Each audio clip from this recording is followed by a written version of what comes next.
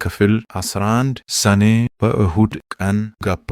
ንጉሡም ወላጆች ወደ ሰፈሩ ለመግባት የጨከኑና የቆረጡ መሆናቸውን በሰማ ጊዜ ላሄን ማሞን ሹሙን ማሞን ከጠንካራ ከምርጥ ወታደሮቹ ጋር ላከው። ወላጆችንም በባርቻ አገኛቸው። ፈረሰኛም እግረኛም የሆኑ ነበሩ። ከዚህ በኋላ በሰኔ 2 ቀን ስሙ ከፍ ከፍ ይበልና እግዚአብሔር በጠንካራው ወታደር እጅ ጣላቸው፣ አሸነፋቸው፣ ገደሏቸውም። አንዱንም እንኳ ሳያስመልጡ አጠፏቸው። በአንጾት የነበሩትን የከኒሳ ሰዎችን ግን በአዛዥ ብንያም ከኢልማናና ከዴንሳ ጋር በንጉሡ ትእዛዝ አጠፏቸው። አስሮ ያመጣቸውም አለ። ባሻ አደራም በቀሩት አገልጋዮች ላይ በታቆሳ ባገኛቸው ጊዜ አሰራቸውና አመታቸው።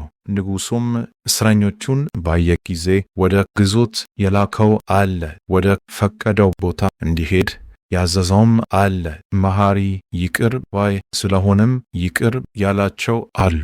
በዚህም ነገር ስሙ ይቅናና እግዚአብሔርን ያላመሰገነ የለም። ንጉሡንም ወንዶችና ሴቶች፣ ሽማግሌዎችና ሕፃናት፣ ባልቴቶችና የሙት ልጆች፣ የደሴቶች መነኮሳትና የገዳማት ባህታውያን፣ የደብራት ካህናት፣ ዕውራንና አንካሶችም ጭምር አመሰገኑት፣ አደነቁት። ምክንያቱም ከነዚህ ሁሉ መካከል በወላጅ እጅ ያልተበደለ ያልተገፋ አልነበረምና እንደ ሥራቸው መጠን ለከፈላቸው ለእግዚአብሔር ምስጋና ይሁን። ለኃይሉ ንጉሥም በካፋ ላይ ኃይልንና ድልን ሰጠው፣ ጸጋን ጽድቅንና ሞገስንም መላበት። በሰኔ 11 ቀንም ወይዘሮ አስከድንግል አረፈች።